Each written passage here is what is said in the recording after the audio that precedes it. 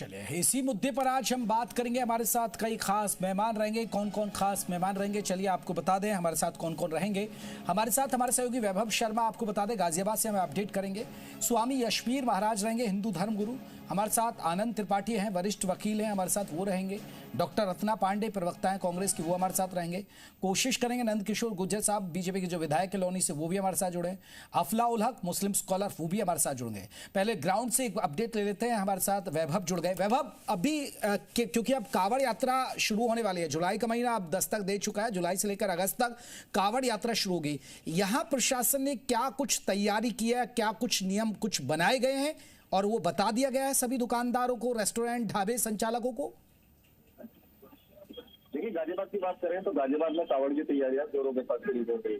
लगातार peace committee की meeting की जा रही है। इसके अलावा जो भी शिविर कैंप लगाने वाले हैं और जो लोग पड़ने वाले जितने भी होटल या ढाबे पड़ेंगे सभी पे QR कोड लगाना, मतलब जो नाम है, मतलब वास्तविक नाम है, उसके बोर्ड में लगाना अनिवार्य कर दिया गया है। पिछले लगभग कई सालों से ये चीजें लगातार चली आ रही है कि जो मुख्यमंत्री योगी के खिलाफ निर्देश दिए थे कि जो भी होटल संचालक होगा वह अपने होटल के बाद अपना नाम, असली नाम लिखेगा और उसी के साथ साथ QR कोड होना जरूरी है।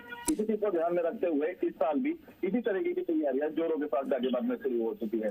वहीं जो गाजियाबाद के DM है वो लगातार अधिकारियों के साथ मिलकर एक पीस कमेटी की मीटिंग ले रहे हैं और अन्य अधिकारियों के साथ भी लगातार बैठक चल रही है। उन बैठकों में लगातार साफ निर्देश दिए जा रहे हैं कि जो भी सरकार की गाइडलाइंस है उसका पूरी तरीके से पालन किया जाए। किसी भी स्थिति में जो गाइडलाइंस है उसका किसी भी तरीके से उल्लंघन नहीं होना चाहिए। वहीं दूसरी तरफ जो डीजे को लेकर चल रहा है, वो डीजे के लिए भी उन्होंने साफ निर्देश दिए कि जो भी डीजे अपने लेके जाएंगे वो पूरी तरीके से उसकी जो हाइट एंड विड्थ है उसका पूरी तरीके से विशेष रूप से ध्यान रखेंगे।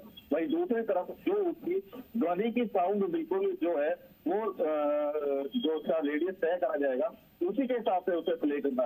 और दूसरी तरफ उसे इस हिसाब से निर्देश रखे कि ऐसे किसी भी प्रतिबंधित गाने का या भाषण।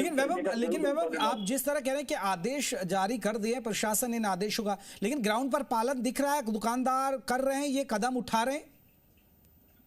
देखिए, आदेशों के पालन के लिए लगातार मीटिंग की जा रही है और जब दुकानदारों को बोला गया है तो उसके बाद इस थाने को भी जल्द शुरुआत कर दी जाएगी। पिछले कई सालों से लगातार चीजें चलती आ रही है तो वो जो नाम और QR कोड वाली स्थिति है वो लगातार पिछले सालों से कंटिन्यू हुआ है। तो मतलब ऐसे में गाजियाबाद प्रशासन को इसे दोबारा रिन्यू कराने में या दोबारा से इसकी जो नुकसान है या देखने के लिए ज्यादा मेहनत नहीं करनी पड़ेगी। वहीं दूसरी तरफ अगर इस रूट पे नए कोई रेस्टोरेंट खुले या दुकान खुली है तो उसके ऊपर ध्यान देना जरूरी होगा, क्योंकि शायद हो सकता है तो उसे नियमों के बारे में जानकारी ना हो, लेकिन जो लगातार प्रशासन जागरूक करेगा और वैभव आप बने रहे।